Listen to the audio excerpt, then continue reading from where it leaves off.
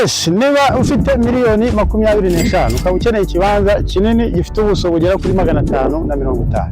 By'umwihariko hano mu karere ka Rubavu hamwe neza n'ibitaro bya Ndengera, umuhanda uzamuka werekeza ku isoko rya Karukogo, aho hafi ahantu heza cyane hakunzwe ushobora kugura iki kibanza. Uri kubona kirimo n'inzu ushobora kuba wavugurura cyangwa se ukaba washyiramo n'iyindi nzu nini cyane. Turi kwagurisha miliyoni 25. Duhamagare mu ba mbere, metero kare ni 550.